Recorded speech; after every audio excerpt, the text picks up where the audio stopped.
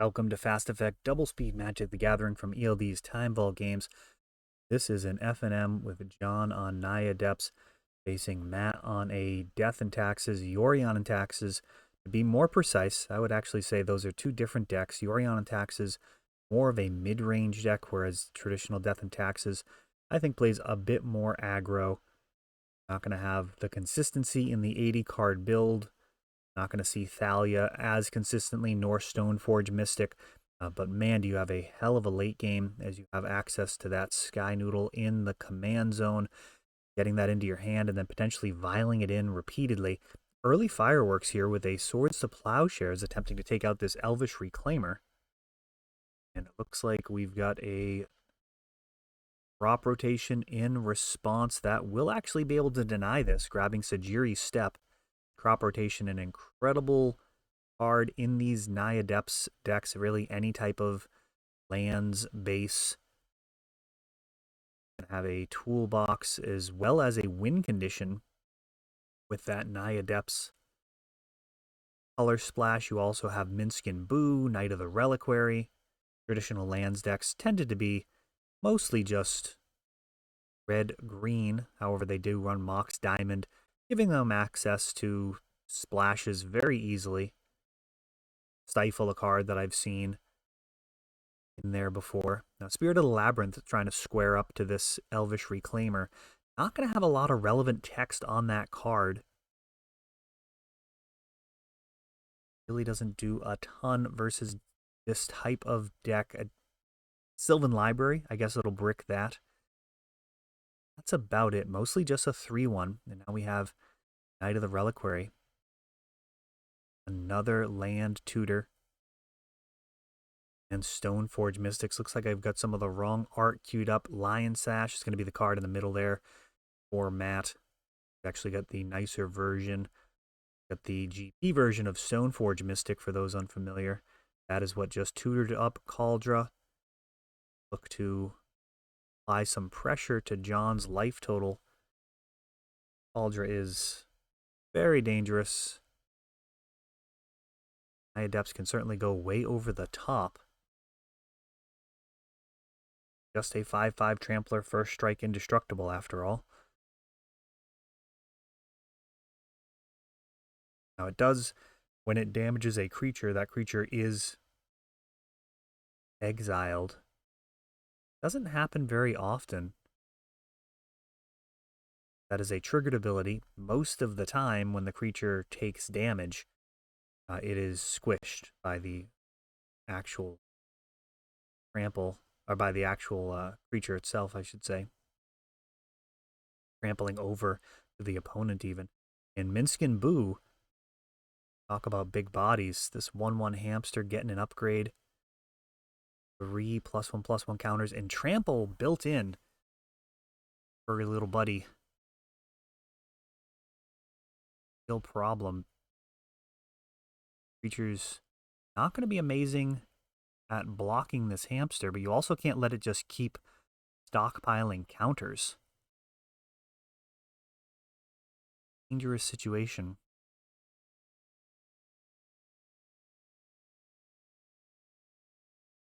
Facing down a lot of threats here. John could potentially assemble a Dark Depths combo with his creatures here that can search up lands. And will eventually grow Boo to just lethal levels. He is just going to go ahead and get that Cauldra in there. Who may be the best Planeswalker. That's crazy. I mean, there's a lot of competition. I think Baby Teferi, Renin 6, Oko. I mean, those are all very much in the conversation.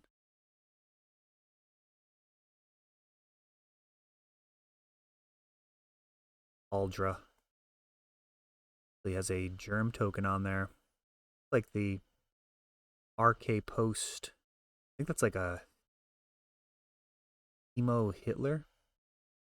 I don't know how I feel about that. I mean, it doesn't make me laugh. I think it's probably supposed to be funny. Mark for me.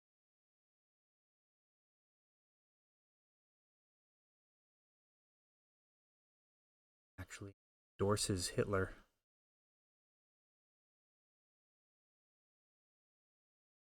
Still not loving that. Just let me know in the comments there. Think about that.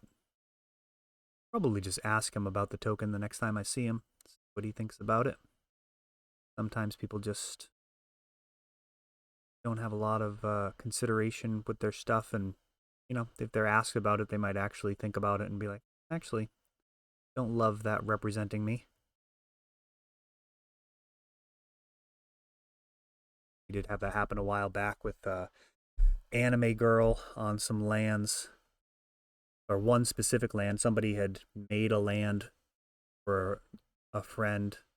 They never really thought about it. It was just a very exaggerated anime girl.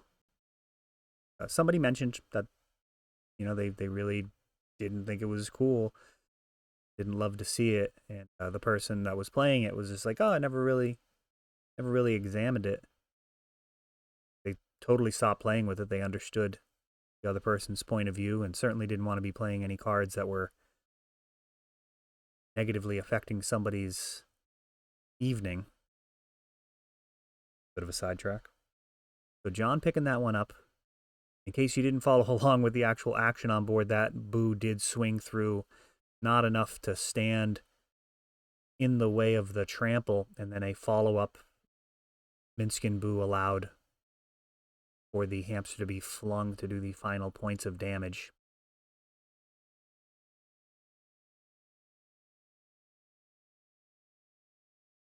Yeah, this may be a really tough match. These cards that are geared toward posing some of the best decks in Legacy don't necessarily line up against Naya Depths. Things like Spirit of the Labyrinth, as we saw, even a card like Thalia, kind of underwhelming versus a deck that can potentially make a 20/20 on turn 3. Now, I suppose what it does have going for it is it probably is one of the better decks at answering a Merit Lage. It does have Flicker Wisp, not Skyclave, that can't hit a token. Wasteland can potentially interact with that combo. Yeah, but Caracas is one of the best answers to it for sure. Oh, Sylvan Safekeeper, that's a difficult card to deal with. Now, this Deafening Silence I don't love at all. I actually don't think I'd bring that in. Matchup, even more enchantments now coming in for Matt. He's got a Rest in Peace. That one can do some work.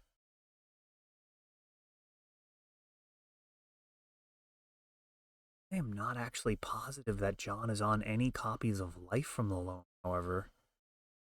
In that case, I would think Rest in Peace has got a strong argument for it. Again, wrong art, sorry about that. South of that Deafening Silence. So it looks like the original Ravnica. A return to Ravnica. Rest in Peace. Now an Aether Vial. This land fired off. Crop rotation in response. Bad.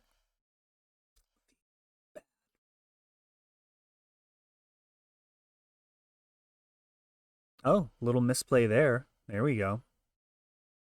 Flagstones of Troikar actually found off of that crop rotation. Then John activating his Elvish Reclaimer. So that Rest in Peace did actually screw that all up. Flagstones finds a Plains, enters. It's a kind of massive board here for Matt. A lot of nothing right now. No creatures still, just a basic Plains. Rest in Peace. And oh no. Oh, Collector Oof. That's gonna be a significant problem. Of course, you do draw an Aether Vial whenever your opponent plays Collector Oof. That is some of the flavor text on that card. Sylvan Safekeeper is going to make it really difficult to get this Oof off the board. Not drawing out of this, though, he's actually finding lands. So it looked like he was going to be dependent on these 2 Aether Vials to deploy some creatures, but he's actually just making his land drops now. 4 more damage comes through, but still no creatures on his side. That is not where you want to be. The 1 mana available, this Elvish Reclaimer just swinging as a 1/2. Not going to be able to get swole from having 3 or more lands in the graveyard.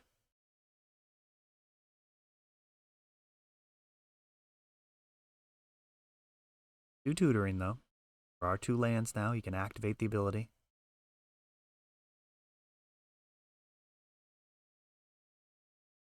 That crop rotation, I guess, was actually just thrown away. How he activated the Reclaimer after.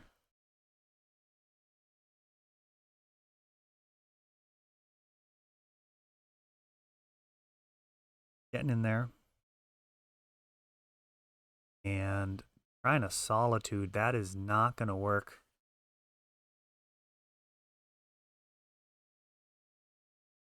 Wrong art again, but for those that don't know what Solitude does, there's the text for you. Flash. Going to show up. Try and rain on someone's parade, but going to be a tough ask with Sylvan Safekeeper and Elvish Reclaimer. So the Jiri step did deny the Solitude.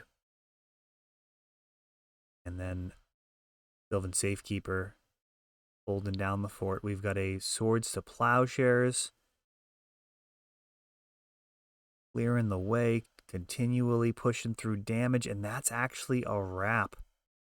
Look at that, just beating down a hodgepodge team there. Very scrappy. Not how you draw it up, but Naya Depths showing some resilience there.